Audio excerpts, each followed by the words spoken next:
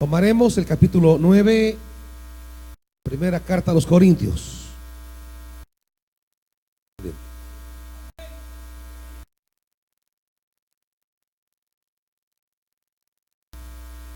Versículo 26, primera carta a los Corintios, capítulo 9, versículo 26.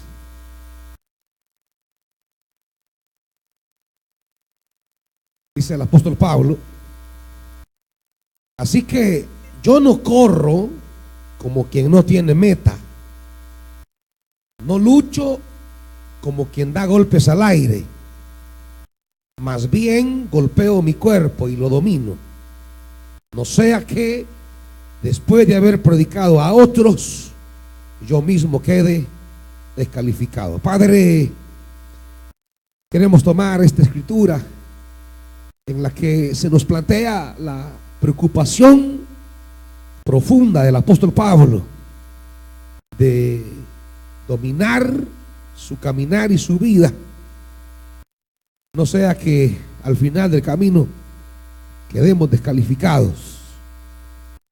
Padre, háblanos en tu palabra de tal manera que el Espíritu Santo nos guíe sobre la manera efectiva que hemos de caminar y pelear la buena batalla de la vida cristiana. Permítenos, Padre, entender tus misterios. Permítenos adentrarnos a tu revelación. Espíritu Santo, enséñanos, guíanos, ablándanos y vuélvenos a tu palabra, en el nombre de Jesús. Amén. Pueden sentarse, hermanitos.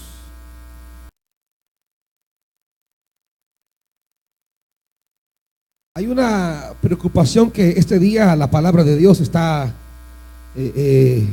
corriendo, entrando en nuestra vida espiritual, y es que cuando hay un combate espiritual decisivo para alcanzar, diríamos, las cosas que Dios ha diseñado para nosotros, cuando el creyente entiende que la vida cristiana no es más que ese conflicto en el que estamos inmersos para alcanzar aquello que dice Pablo que tenemos que perseguir y luchar, alcanzar, porque para eso fuimos alcanzados por Dios. Sin embargo, amados hermanos, hay etapas en la vida del creyente donde el creyente se olvida por completo de la naturaleza de batalla que tiene la vida cristiana. A veces pensamos que el servicio es un mero ejercicio, diríamos, de accionar, y nos olvidamos que ese accionar tiene un contexto de lucha. Y cuando separamos la vida cristiana, el servicio, el crecimiento de la calidad espiritual nuestra, la separamos de esa conciencia que estamos en medio de una batalla, entonces comenzamos a dormirnos, comenzamos a conformarnos, comenzamos a amoldarnos, a descuidarnos, comenzamos a concedernos libertades, comenzamos a tomar ciertas decisiones en las que ya no tenemos aquella preocupación si será buena o mala, si va conforme al corazón de Dios o no, si será algo que contribuirá a la excelencia de mi servicio, si será algo que contribuirá a la eficacia de mi crecimiento cristiano, sino que simplemente vamos decidiendo, sintiendo, pensando, y comenzamos a idearnos una imagen de la vida cristiana como que fuera ir a caminar en un paraje de manera tranquila, y nos olvidamos que estamos justamente en el centro de una guerra, de un conflicto, en la cual deberíamos vivir con una, diríamos, preocupación constante, si acaso no estamos viviendo un momento en el que podemos errar el camino. Perdemos toda capacidad de discernir si no estamos acaso en el meollo de una realidad que puede dislocar nuestra vida cristiana. Nos vamos olvidando. Creemos que todo lo que llega es bueno, Creemos que todo lo que aparece será saludable. Creemos que todo lo que llega a nuestra vida, aun cuando viene revestido como de luz, pensamos que viene de Dios. Y a veces no nos ponemos a pensar, no nos ponemos a reflexionar, a desarrollar un juicio crítico sobre nosotros. Si acaso esa imagen gloriosa que puedo tener de un camino que quiero tomar no sea nada más la envoltura de un camino de muerte. Ya Pablo dirá que el diablo tiene la capacidad de disfrazarse como ángel de luz.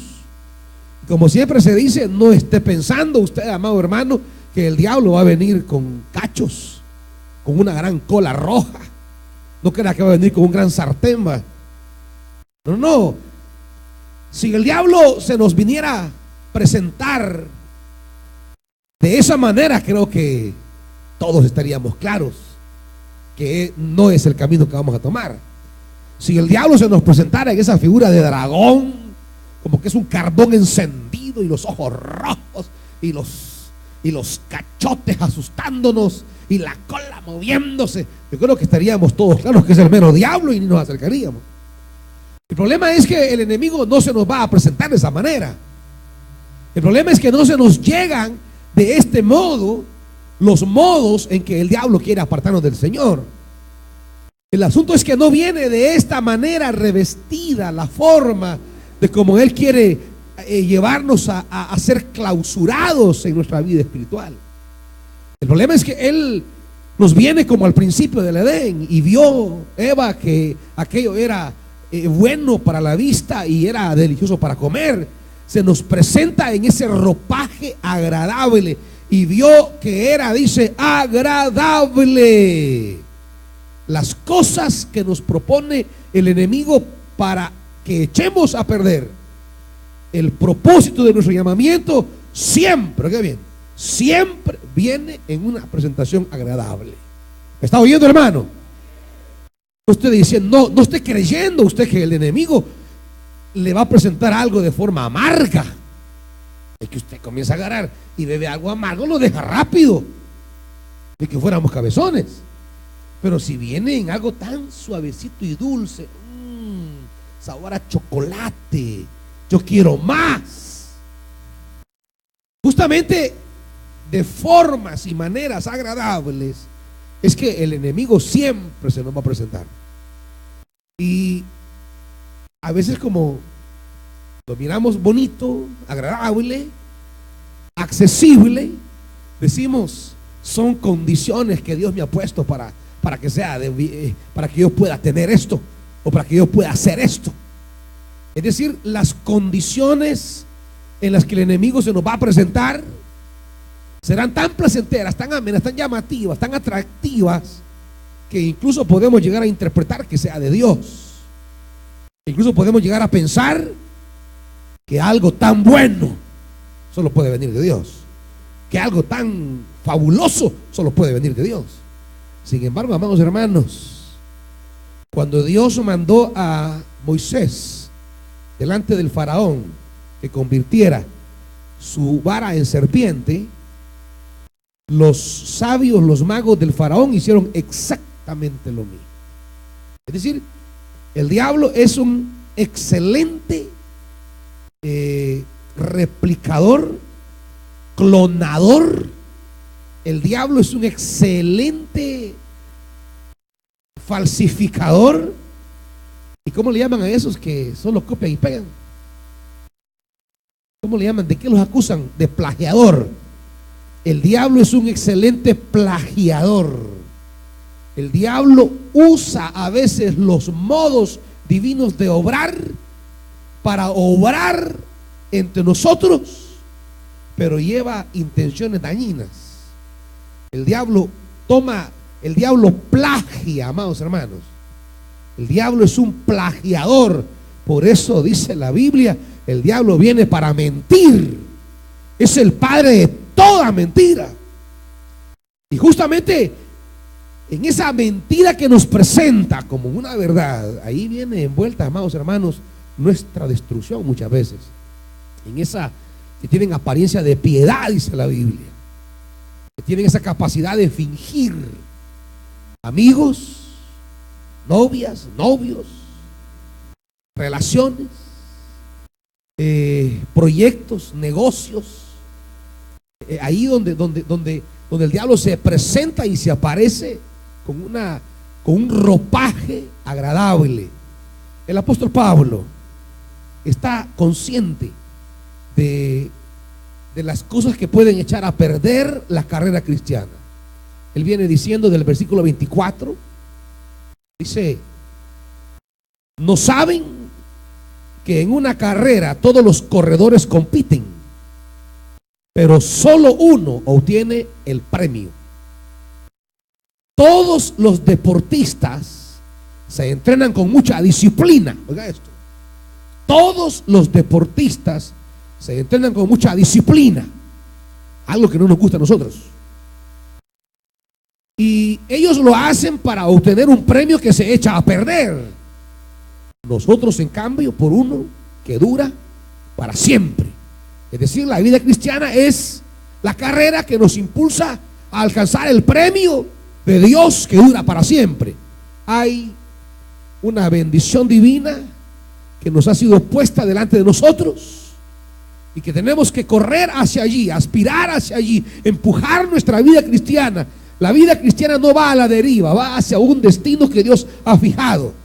La vida cristiana no es un entretenernos, es una marcha, un peregrinaje, una caminata hacia un propósito definido por Dios para nuestra vida, amados hermanos. Cuando nacemos en esta historia, cuando venimos a este mundo, la vida no es más que una marcha para alcanzar los propósitos divinos que Dios ha diseñado para nosotros. Desde que nacemos, Dios ha trazado propósitos. Usted no nació sin propósito, hermano. Usted nació, usted vino a esta historia y vino para propósitos divinos. Dios fijó determinados propósitos para mí y para usted. No nacimos por casualidad. No fue un tiro ahí que se fue, no. Nacimos en la mentalidad divina de propósitos. Dios, el Dios de la Biblia, es Dios de propósitos. No nacimos para la nada. No nacimos para el entretenimiento. No nacimos para simplemente andar vagando. Nacimos para alcanzar los propósitos. Pero justamente lo que el diablo ha hecho en la vida es saturarla, es llenarla de una cantidad de diríamos, de atractivos que nos desvían de los propósitos divinos. Lo que justamente el diablo ha hecho en la vida, desde que nacemos y comenzamos a crecer, es saturar la historia humana de una cantidad de foco de atracción. Comienza el enemigo con unas redes para atraerlo, para captarlo, para llamarlo. Y la vida justamente es eso. La gente comienza a tomar diferentes opciones que le hacen olvidar, apartar o no conocer el propósito de Dios. Y comienza a enredarse y a embarcarse en caminos que le traen destrucción. De ahí la importancia de la iglesia.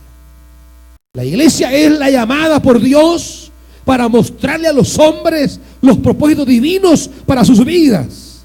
La iglesia tiene como tarea proclamar al ser humano que esta historia tiene sentido, que esta historia tiene futuro, que esta historia tiene propósito. La tarea de la vida del creyente ha sido convocado por Dios a participar de su propósito y a ser heraldo para decirle a otro: tu vida tiene un propósito, tu vida tiene un sentido. Y estimular, anunciar, proclamar, enseñar, porque son tantas las distensiones del enemigo, son tantas las cosas en las que el enemigo pone atracción en la mente de las personas, que es necesaria la labor de la iglesia, que con la palabra busca orientar, guiar, proponer, enseñar, conducir a los seres humanos de regreso a la casa del Padre, poner a los seres humanos en la dirección correcta, que es la voluntad de Dios, el reino de Dios, el propósito de Dios. De ahí que la tarea del diablo es siempre impedir que la iglesia haga la obra. impedir que los creyentes dejen de hacer la obra, impedir que los hombres y mujeres llamados por Dios a participar en sus propósitos se entretengan también en una cantidad de cosas que no hagan posible proclamar a otro la verdad eterna del llamado divino.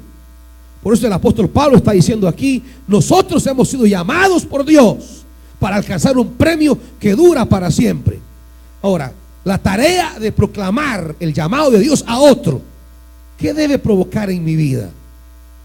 No solamente la responsabilidad de hacer el llamado divino, sino la preocupación de aprender a disciplinarnos como condición necesaria para mantener nuestra marcha constante y fiel en el camino del evangelio. No sea que yo, después de estar anunciando a otro el llamado divino, yo venga a quedar descalificado.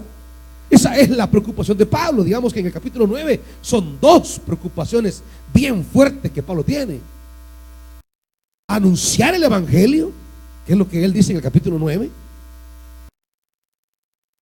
Dice capítulo 9, versículo 16: sin embargo, cuando predico el evangelio, no tengo de qué enorgullecerme. ¿Y qué dice ahí? Inmediatamente, hermano.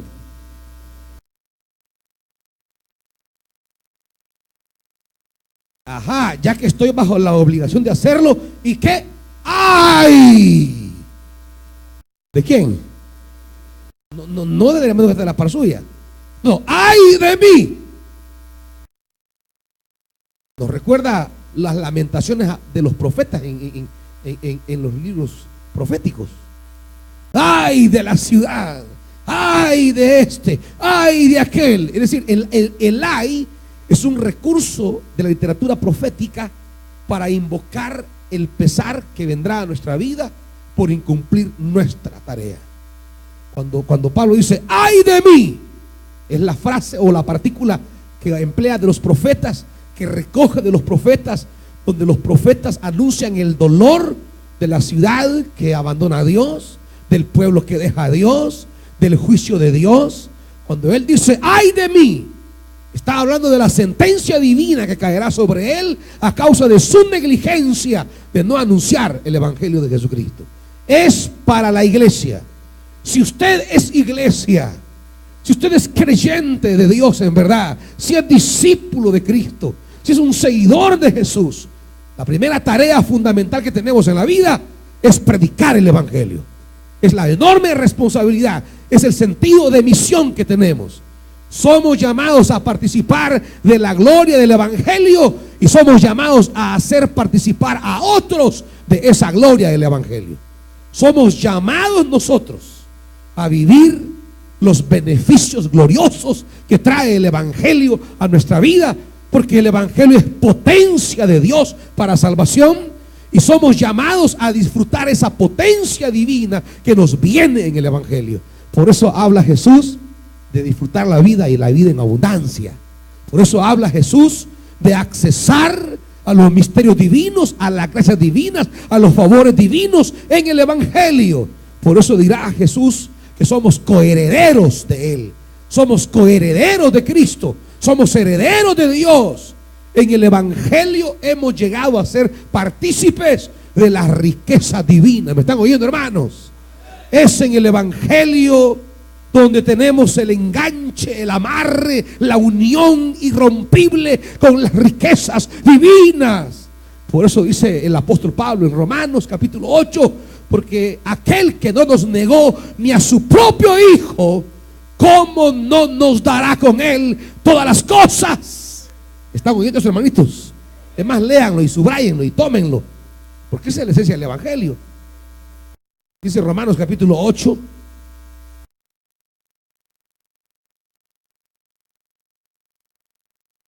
versículo 31, y tómenlo por favor. Romanos 8:31. ¿Qué diremos frente a esto?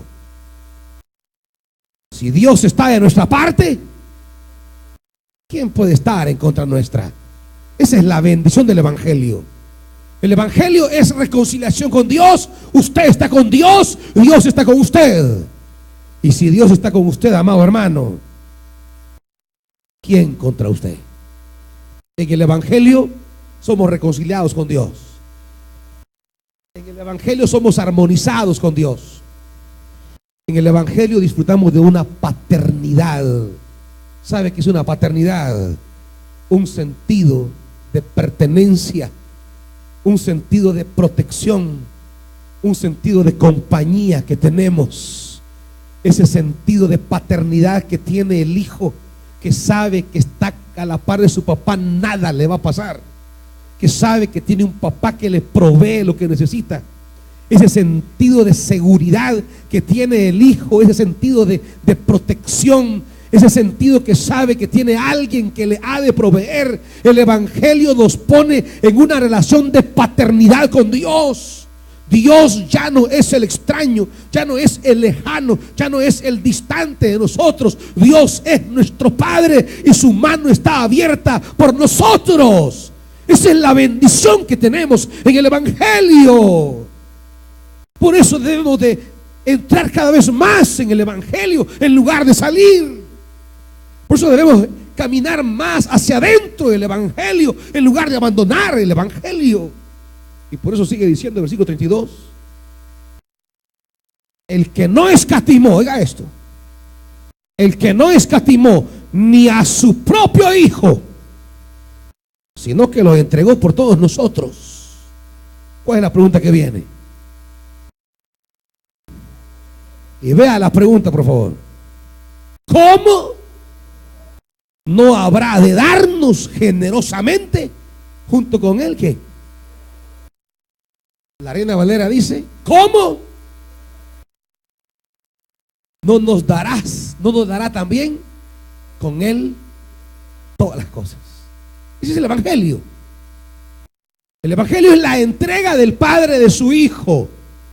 Pero si ya nos dio el Hijo, que es su mayor tesoro, ¿cómo no nos va a dar las cosas que son de menor importancia, hermanitos? Evangelio es participar de las cosas gloriosas que Dios en su Hijo quiere saciar y llenar nuestra vida. En el Evangelio es participación gozosa, alegre, abundante de la bendición de Dios. Pero no solo es participación, es hacer participar a otro. Cualquiera que solamente quiere participar, él no ha conocido a Dios.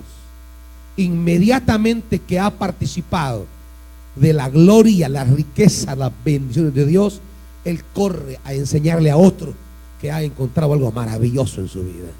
El cristiano auténtico, el creyente verdadero, que no me venga con la casaca ahí de que, ay, es que viera que yo no puedo hablar, es que viera que yo soy tímido, es que a mí me da pena. No, hermano, todas son justificaciones vanas para esconder a veces nuestro poco crecimiento en la excelencia del Evangelio. Todas son justificaciones huecas para justificar, para negar o para tapar nuestro poco crecimiento de participación en las cosas gloriosas del Evangelio. Porque a veces, en lugar de estar participando de las cosas gloriosas del Evangelio, andamos participando en las cosas del mundo. ¿Estamos viendo, hermanos? Yo en el mensaje anterior y yo no oigo muchos amén, hermano. Como aquí solo les encantan promesas, como aquí solo les encantan mensajes del poder de Dios, pero de las exigencias de Dios, ahí ya no decimos amén. Muchas veces no hablamos a otro de las abundantes riquezas del Evangelio porque no las estamos disfrutando. ¿Me están oyendo, hermanos? A veces no somos prontos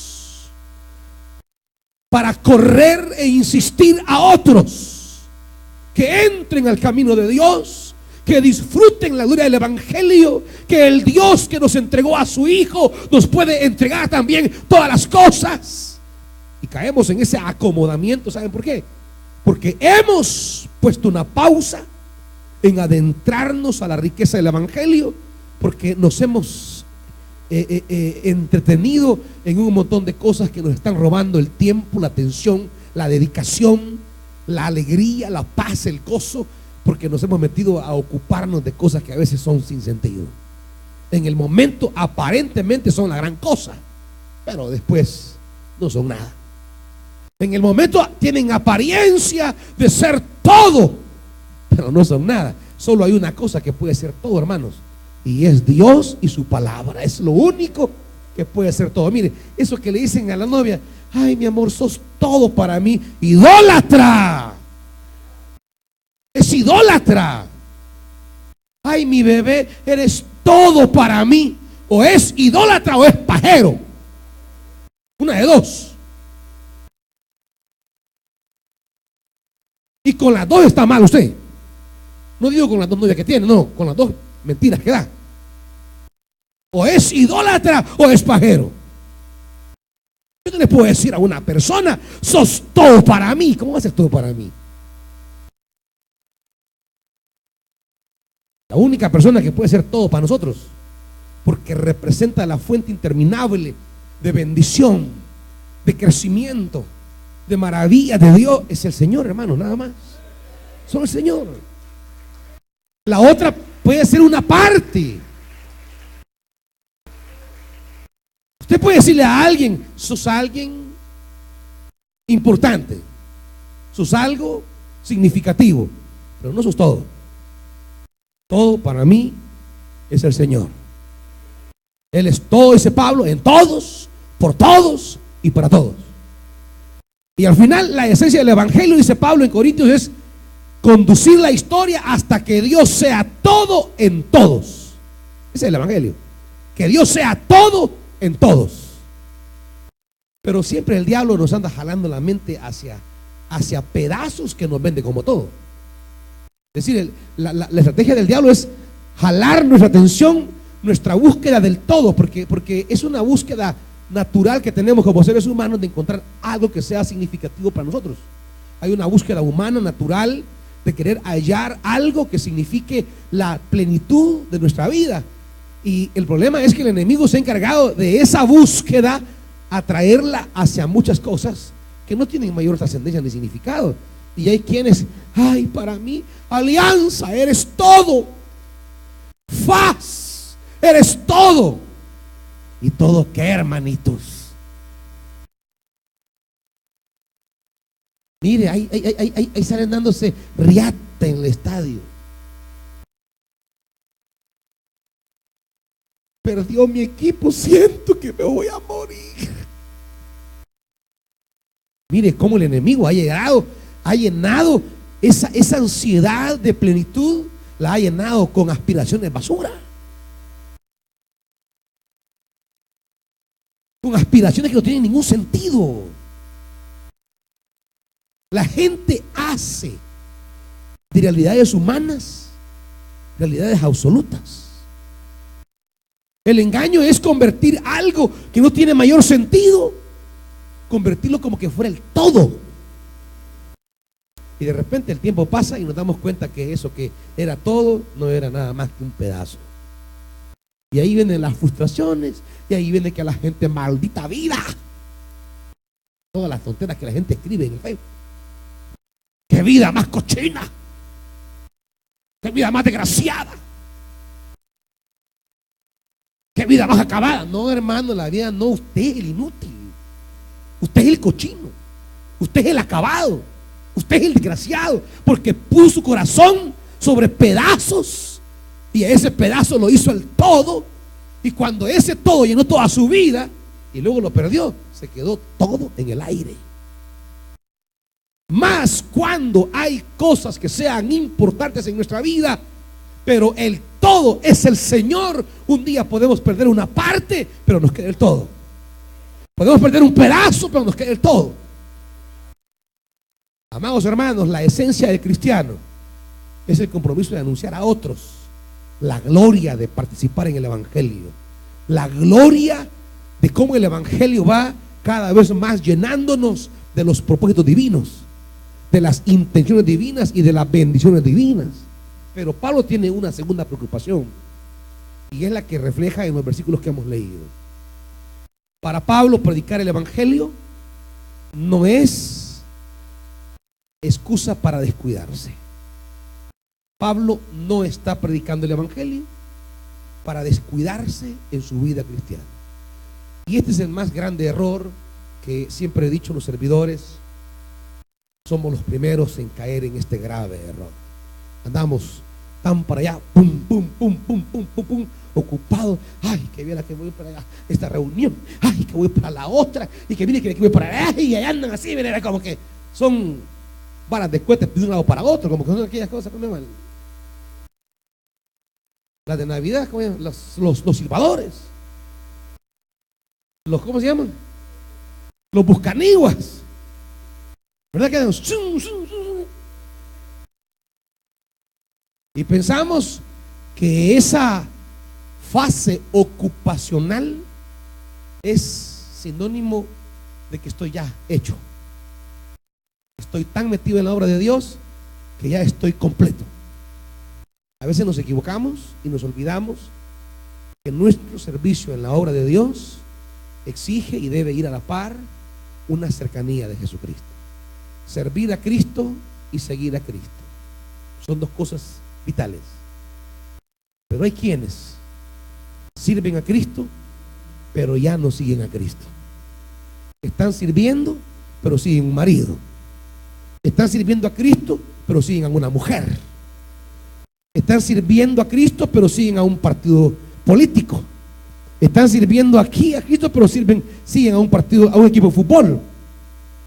Es decir, siguen a Cristo, sirven a Cristo, pero ya no siguen a Cristo.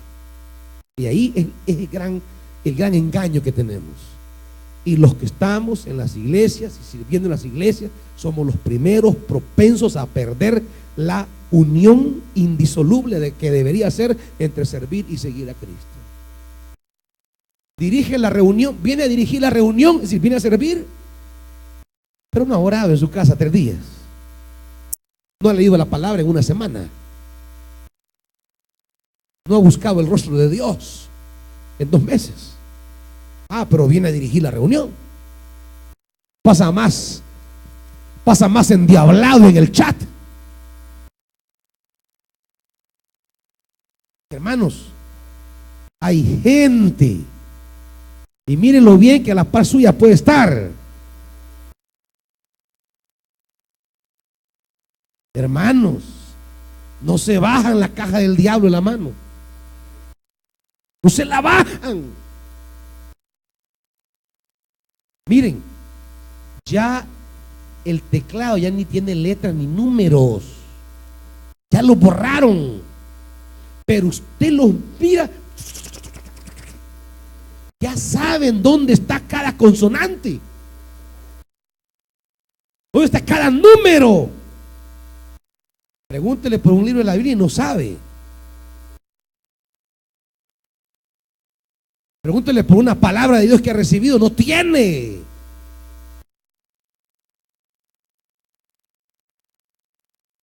Pero ahí están. Si el dedo ya está, así lo tienen llave. Así lo tienen ya. Ya no lo pueden estirar así. Hacerle así, dice uno, hasta aquí llegan. ¿Ve?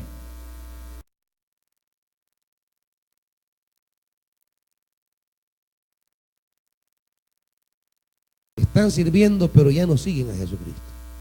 Es decir, la felicidad de su vida, la alegría de su vida, la paz de su vida, ya no es pasar con el Señor, es pasar con la noviecita. Es su alegría ya.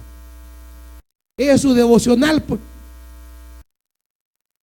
Ese es el tiempo de su devocional. ¿Qué le queda bien? Hola, mi amor. La cara de pampados, ¿qué hacen? Va? Unas caras de brutos. Así, va. Sí. Sí.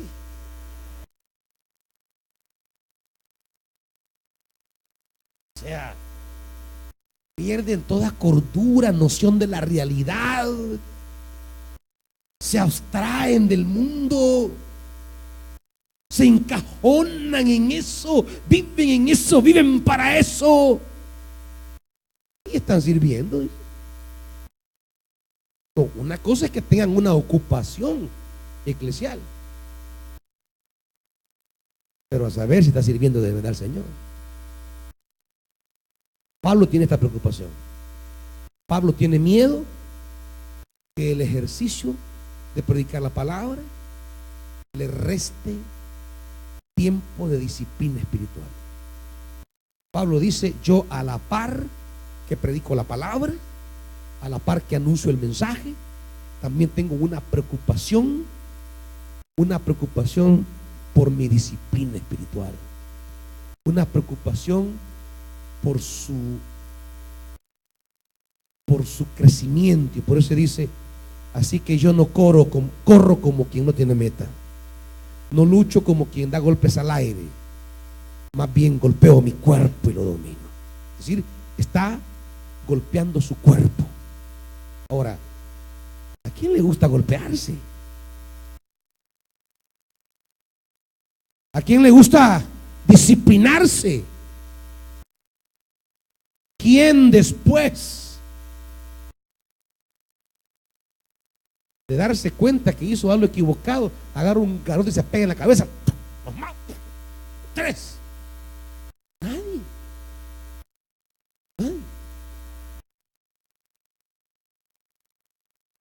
Pablo dice: golpeo mi cuerpo, pero no como una diríamos, no como una autoflagelación como en la Edad Media hacían los monjes. Estaba hablando de un sentido espiritual, simbólico, en el que él dice: yo me castigo a mí mismo. ¿Quién se castiga a sí mismo? ¿Quién dice: hey, hoy vi lo que no tenía que ver, me estaba viendo, hoy me voy a castigar? ¿Quién se ha disciplinado a sí mismo? ¿Quién? ¿Quién hace algo que no tenía que haber hecho y se castiga a sí mismo? De decir: hoy voy a suspender un mes meterme al internet. ¿Quién se disciplina a sí mismo? Hoy voy a castigarme haciendo esto todos los días. Nadie. Todos somos autocomplacientes, indulgentes. En lugar de reconocer, justificamos lo que estoy haciendo. Nadie pone en la mesa de discusión divina si nuestros caminos están bien o mal. No, llegamos de un solo delante de Dios: Señor, bendice esto que estoy haciendo, aunque sea una chabacanada, aunque sea una ilegalidad. Señor, bendice esto. Señor, me voy a robar esto, bendícelo. Bendice el robo que voy a hacer.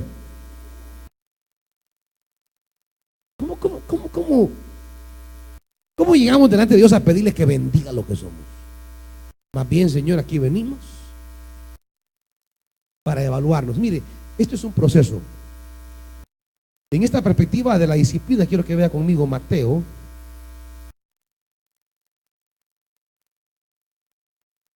capítulo 26. Mateo capítulo 26.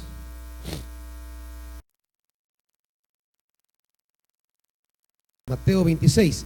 Yo quiero que veamos brevemente un proceso. Mateo 26, 69.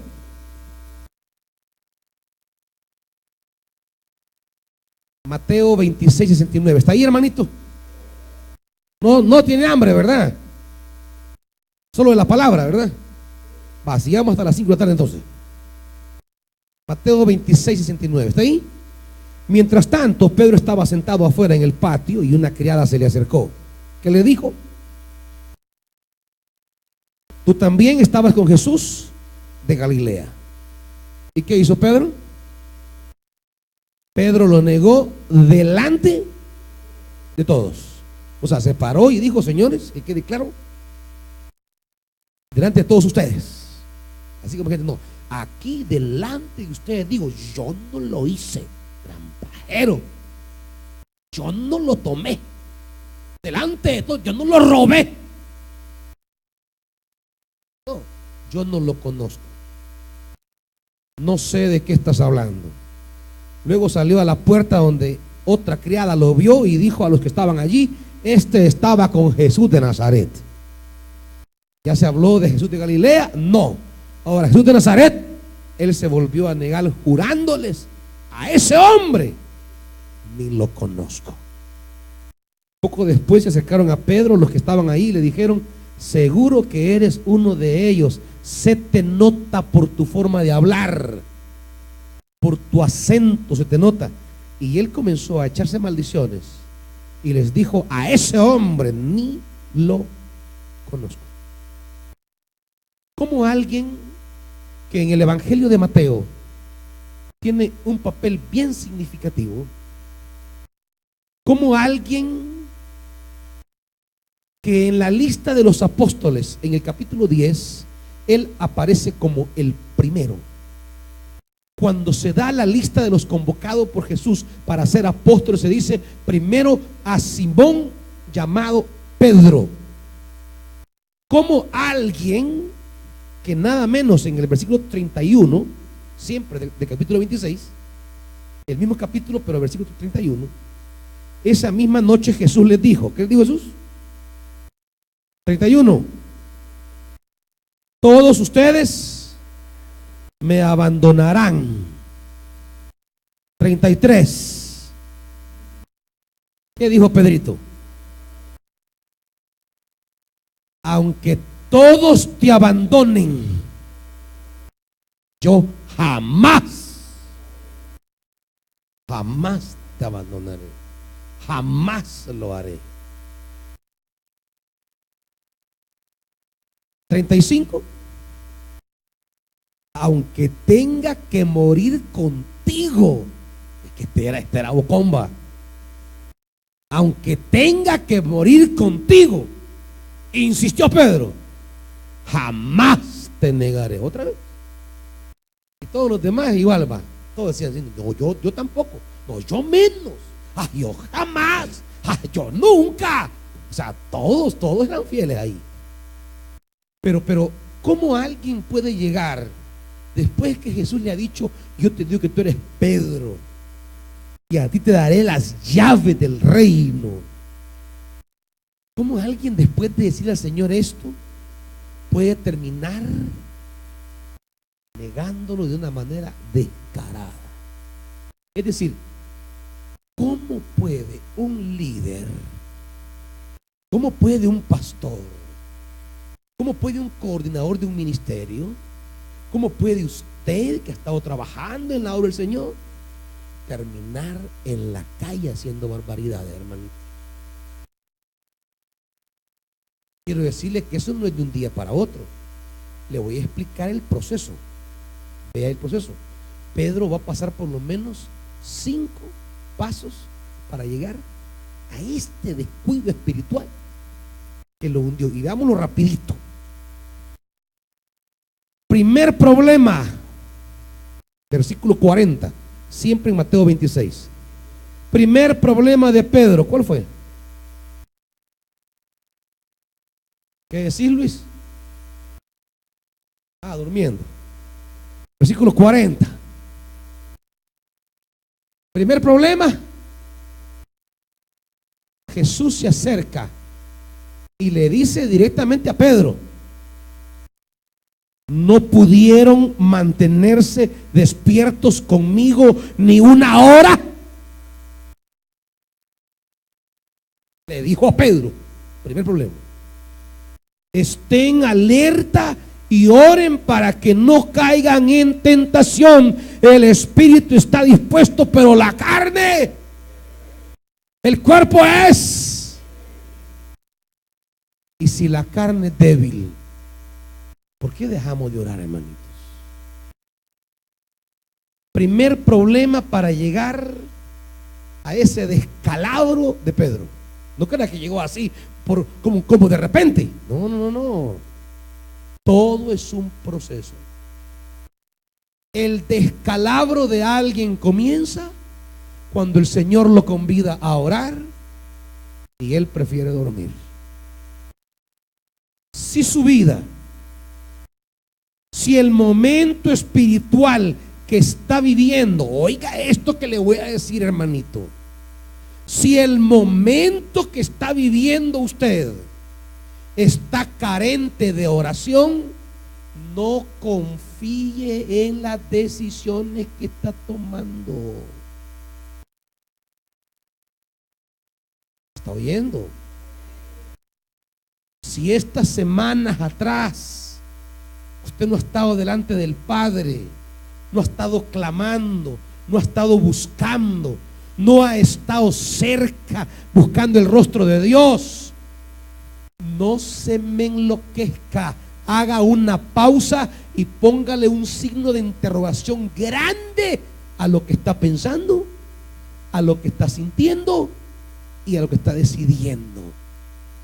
Porque si lo que está viviendo no ha bajado como un baño celestial, fruto de una vida de oración, eso puede ser su carne. ¿Me entiende?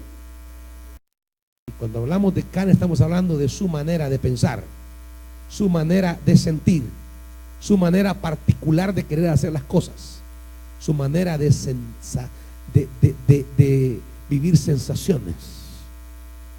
Si sus días anteriores, semanas anteriores, no ha habido vida de oración, usted puede estar cometiendo un gravísimo error en este momento. Ahí no dice amén, ¿verdad, hermanito? Porque usted quisiera jamás orar, jamás leer la Biblia, tomar decisiones y que le digamos, el Señor va contigo. No le voy a decir que el Señor va con usted si va camino a Egipto. ¿Cómo va a creer que le voy a decir a aquellos de Datán y Coré que decían, aquí no hay comida, ¿verdad? Regresemos a Egipto? ¿Cómo le vamos a decir, sí, regrésense, el Señor va con ustedes, amados? Tenemos que decirle, vas camino a la desgracia, inútil. Eso no es cosa que yo le voy a decir, vaya pues hermano, usted sí, váyase con Dios, qué bueno, voy a respetar su forma de pensar. Yo no respeto esa manera de pensar. Manera de pensar que lo regresa a Egipto, ¿cómo se va a respetar? O sea que vamos a respetar que Judas condenó a Jesús, traicionó a Jesús. Hay que respetarlo, fue su decisión. Vamos a respetar decisiones al infierno.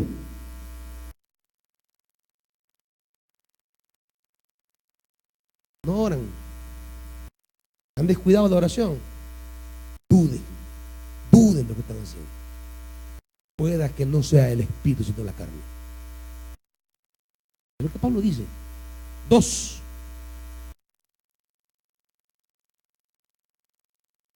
Versículo 50. Amigo, le replicó Jesús, ¿a qué vienes? Entonces los hombres se acercaron y prendieron a Jesús. En eso uno de los que estaban con él extendió la mano, sacó la espada e hirió al siervo del sumo sacerdote, cortándole la oreja. Juan 18 dice que este que sacó la espada fue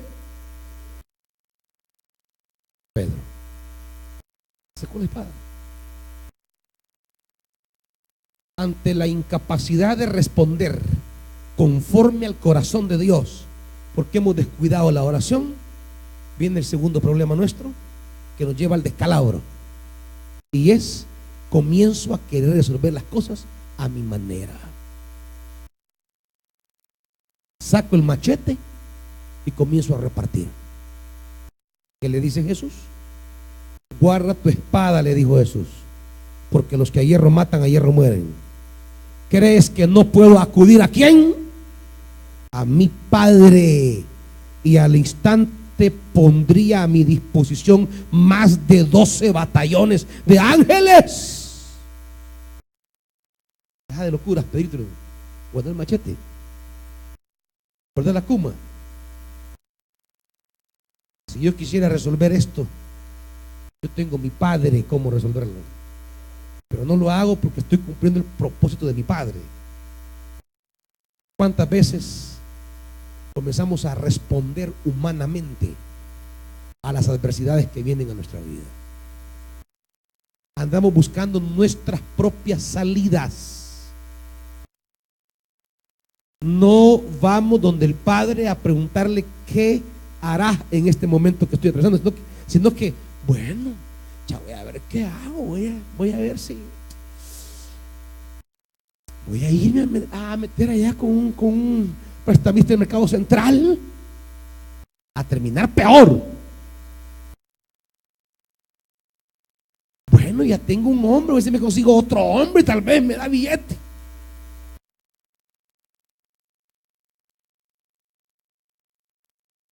Es decir, me voy a dedicar, voy a ver si extorsiono a alguien. Comenzamos a querer resolver las cosas a la manera humana. 3.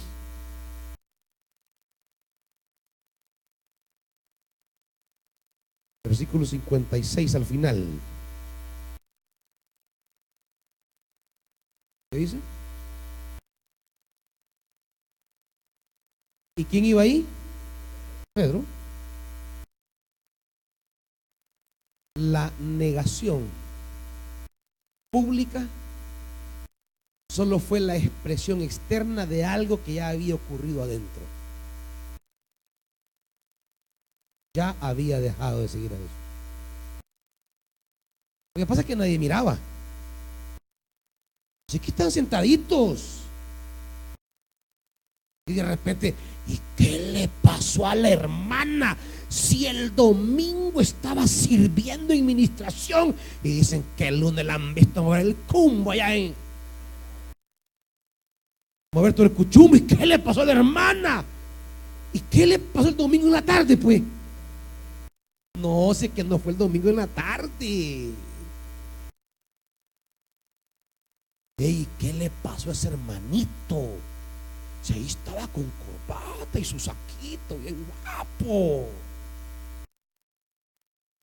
y de repente lo ven con un gran puro de marihuana.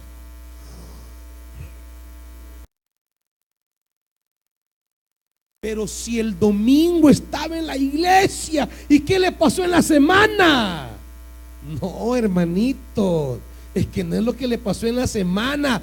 Ya había empezado a dejar de seguir a Jesucristo. Y ese fue el descalabro ya público, pero ya había dejado sus días de no seguir a Jesús. Estaba ahí el cacastre sirviendo, pero su corazón ya no. Estaba ahí el cucurucho, pero su mente y corazón ya no.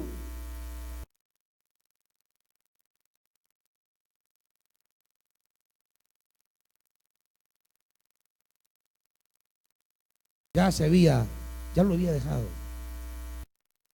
Muchas explosiones de abandono a Jesús, que son notorias a nuestros ojos, ya había ocurrido la ruptura interna meses anteriores. Y ya el descalabro, ya eso fue la expresión visible, notoria de lo que había ocurrido internamente. Es decir, antes de que alguien aparezca con un desajuste espiritual público, ya había ocurrido una caída espiritual meses anteriores. Solo que estaba ahí en apariencia. Sí, ahí está la hermana. Yo la veo sirviendo, una sierva. No estaba allí con la guitarra, pues.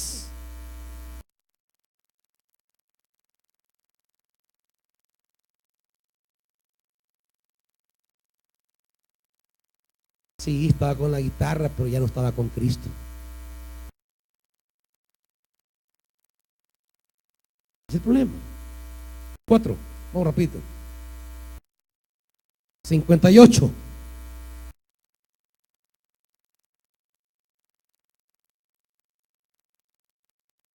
¿Qué dice 58? Ajá. Lo va siguiendo de cómo. Ya no hay cercanía. El descalabro que viene más adelante de la negación, solo es que está así de lejito. No, no, no. Aquí calmadito me quiero quedar, hermano. Cálmese. No, a mí no me invite a eso. Yo aquí calmado, solo quiero echarme el rollo aquí de las cosas. Hermano, me das de servir. No, fíjese que yo así estoy bien. ¿Bien qué?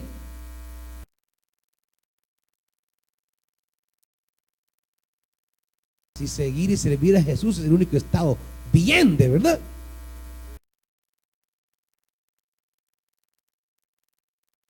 Entonces, pero ya van de lejito, ya. Hay una distancia. Finalmente, 69.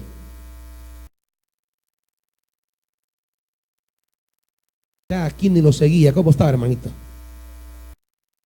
Sentado y afuera.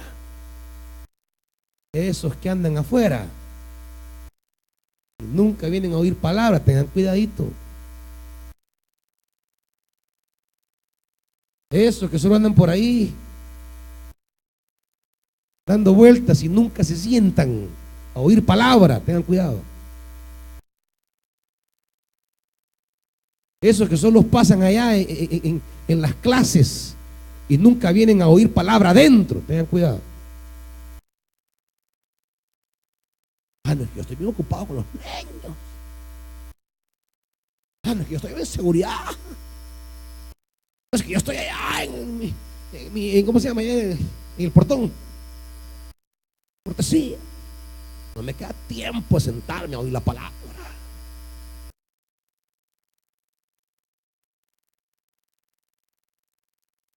Esos que andan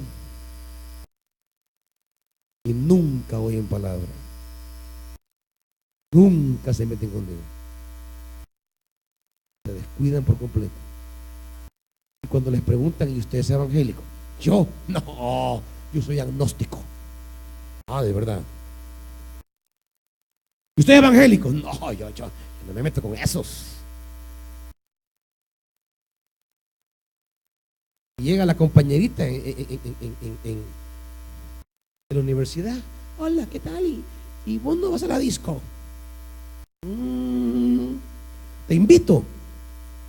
¿O sos cristiano? No, yo no, ¿cómo vas a creer? ¿Cuándo vamos?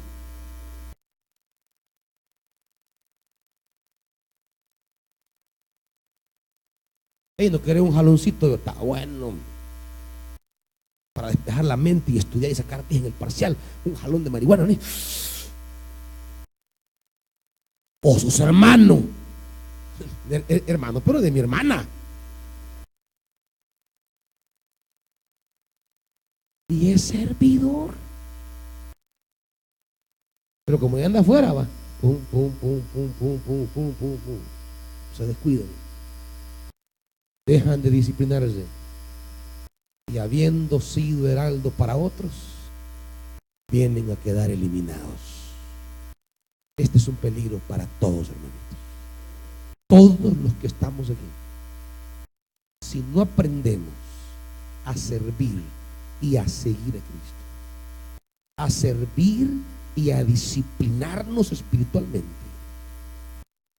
podemos estar siendo heraldo de otros, pero nuestra indisciplina nos va a llevar a quedar descalificados del glorioso premio de Dios. Pónganse de pie, hermanitos.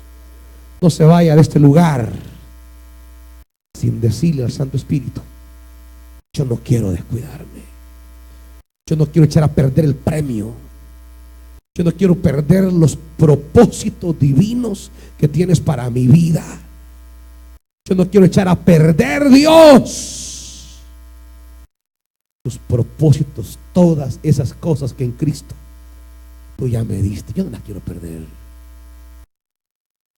Necesito tu luz, que me ilumines, Métase con el Señor, hermanito. Pídale al Santo Espíritu que tenga un momento de iluminación.